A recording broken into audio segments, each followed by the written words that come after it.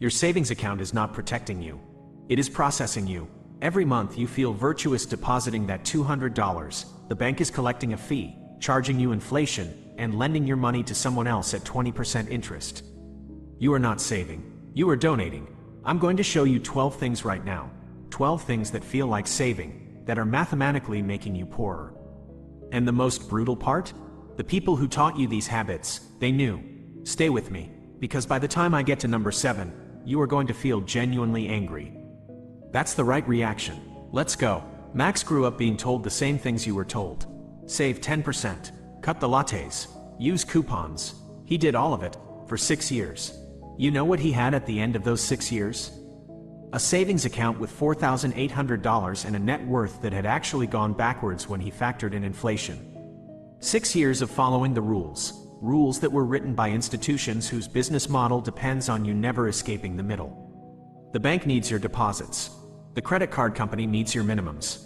The mutual fund industry needs your passivity.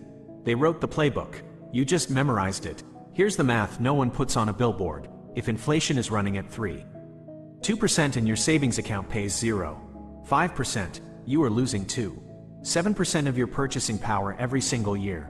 You are not saving money. You are watching it evaporate in slow motion while feeling responsible about it. You are the sucker in this equation, and I say that with respect, because nobody ever showed you the real math. That changes today. Let's go through all 12. Thing number 1. The high-yield savings account trap. Everyone's screaming about high-yield savings right now. Get 5%. Sounds great, but let's run the real numbers. On $10,000, 5% gives you $450 in a year. Subtract the 2% inflation hit. That's $320 gone. Your real gain? $130. 35 cents a day. Meanwhile, the bank loans your $10,000 to someone at 8% on a car loan and pockets the spread. You are the cheapest capital they have. Thing number 2. Extreme couponing as a wealth strategy. You drove to 3 different stores, spent 90 minutes clipping, and saved $3.20. Your time is worth something. If you value your time at even minimum wage, $7.25 an hour, you just lost money on that trip. The wealthy do not optimize pennies. They optimize hours. Every minute you spend engineering small savings is a minute you didn't spend building an income stream. The poor got sold the idea that discipline means spending time to save small money. The rich know discipline means spending money to save time. Thing number 3. Buying cheap to save money. The generic version, the budget option, sounds smart, is often a trap. A cheap tool that breaks in 6 months costs you twice. A $15 pair of shoes you replace every 4 months costs more than one $80 pair that lasts 3 years. The math is brutal.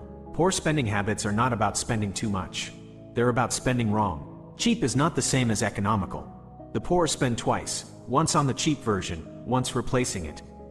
In 3 minutes, I'm going to show you the one spreadsheet entry that changes everything. But first, you need to see why your savings account is actually a liability on your personal balance sheet. Thing number 4. The subscription cancellation spiral. You canceled Netflix, saved $15 a month, but then spent 20 extra hours this month consuming free content on YouTube, TikTok, and Instagram, platforms specifically engineered to extract your attention and monetize it for someone else. You traded a controlled entertainment budget for uncontrolled attention drain. Frugality without intentionality is just deprivation with extra steps. The question is never just, how much does this cost? The question is, what does not having this cost me in focus, time, and opportunity? Now let me show you the other side of this. I want to tell you about a woman named Diane. She was a teacher in Ohio in 2009. No inheritance, no wealthy family, no side hustle. Yet, she did one thing radically different from her colleagues. When the market crashed in 2009 and everyone was pulling their money out in panic, when the headlines screamed catastrophe, Diane put in an extra $400 a month into index funds. She didn't feel smart, she felt terrified. But she did it anyway. That $14,400 she invested during the scary years became over $78,000 by 2024. Not because Diane was a genius. Because she understood something most people get backwards: the market goes on sale during crashes. The poor call it risk. The rich call it Tuesday. Thing number 5. Hoarding cash as a safety net. Now I know what you're thinking. Max, I need an emergency fund. What if I lose my job? Correct. You do need a cushion. But there's a ceiling on that cushion, and most people blast through it without realizing they've crossed from safe into paralyzed. 3 to 6 months of expenses in cash, that's protection. Everything beyond that sitting in a zero. 5% savings account is just fear wearing a financial plan costume. Every extra dollar beyond your buffer that isn't working for you is costing you 7 to 10% per year in foregone returns. Fear is expensive. Thing number 6. The lottery is retirement strategy. 44% of Americans have played the lottery in the last 12 months. The statistical odds of winning Powerball are 1 in 292 million. You have a better shot of being struck by lightning twice. But people who can't afford it spend an average of $412 a year on lottery tickets. That same $412 a year invested at an 8% average return for 30 years becomes over $46,000. The lottery doesn't sell tickets. It sells hope to people who were never given access to real wealth building tools. Now you have access. Use it. Here's the spreadsheet entry that changes everything. I promised you this. Write it down. This is the Wealth Hoarding Rule. And it's what the 1% actually do versus what they tell you to do. The traditional advice says, earn money, pay your bills, enjoy your life, save what's left. Here's the problem. What's left is usually nothing. The Wealth Hoarding Rule flips the equation. Income minus investments equals lifestyle. You pay yourself in assets first. What's left is your lifestyle budget. Same income, completely different outcome. Step 1. Calculate your take-home income. Step 2. The moment you get paid, automatically route 20 to 30% into your investment vehicle. Index funds, real estate equity, business capital. Step 3. Live on whatever's left. Step 4. The investment bucket is untouchable. It doesn't exist for lifestyle purposes. It is your future self paying your current self to be wealthy. Thing number 7. Saving instead of investing. This is the big one. This is the one that makes people genuinely angry when they see the math. Let's run it. Person A saves $500 a month for 40 years in a savings account. At 0.5%, they end up with about $243,000, but after inflation, the real purchasing power is closer to $109,000. Person B invests $500 a month in an index fund averaging 10% annually.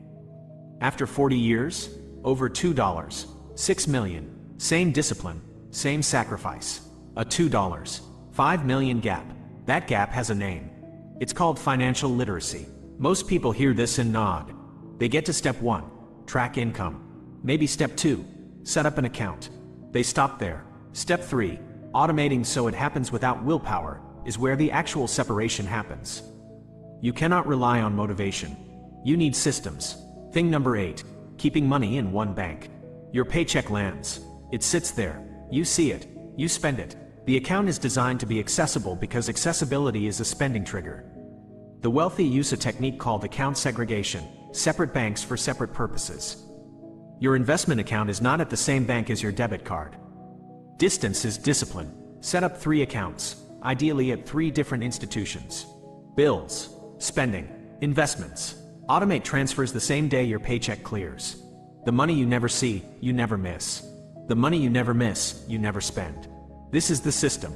This is the machine. Thing number 9, monthly manual budgeting. Budgeting is not a wealth building strategy. It is a damage control strategy. The wealthy do not spend their weekends reviewing spreadsheets. They build systems that make overspending structurally impossible. Manual budgeting puts the entire burden of discipline on your willpower. Willpower is a finite resource. Systems are not. Right now you're thinking one of 3 things. Either, this sounds risky, or, I don't have enough to invest, or, this guy is oversimplifying. Let me address all 3.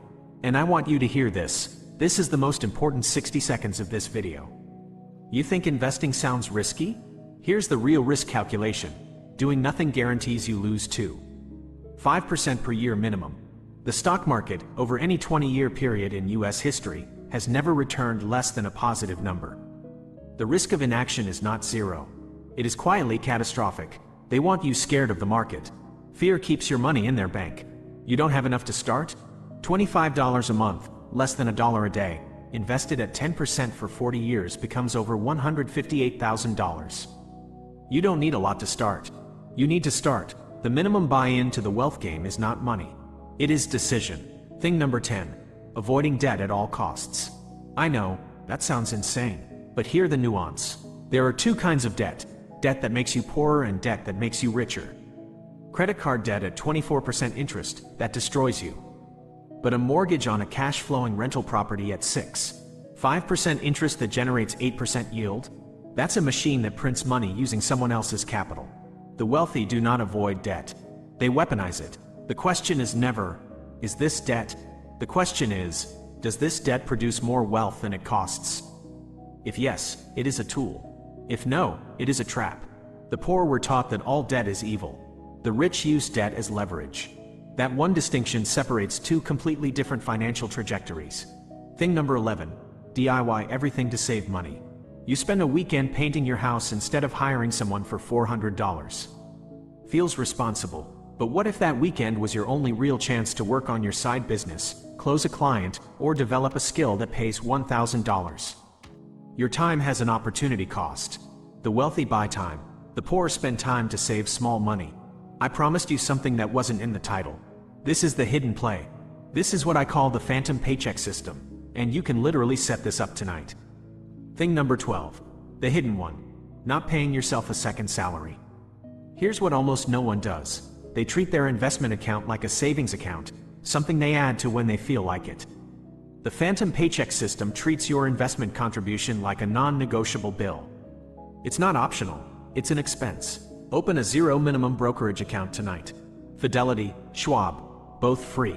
Set an automatic recurring transfer for the same day your paycheck hits, whatever you can start with, even $25. Auto-invest it into a broad index fund. Then, and this is critical, do not log in to watch it daily. The market's job is volatility. Your job is consistency. Check it quarterly. Raise it by 1% every time your income goes up. That's the system. That's the machine. That's the Phantom Paycheck. Starting tonight with $100 a month and the discipline to increase it over time, at 8% average returns, you're looking at over $300,000 by retirement. At 10%, over $500,000, from $100 a month and one evening of setup. The wealthy don't have a secret. They have a system. Now you have the system too. If 12 things we all thought were smart are actually keeping us poor, what else are we wrong about? Here's what I know. The people who got rich didn't find a secret. They found a different set of rules. And then they played by those rules consistently, quietly, and without waiting for permission. The real wealth gap is not income. It is information. You just closed part of that gap. Now here's the next one. If you think today's video was a game changer, what I'm about to show you next will completely restructure how you think about money, risk, and timing forever.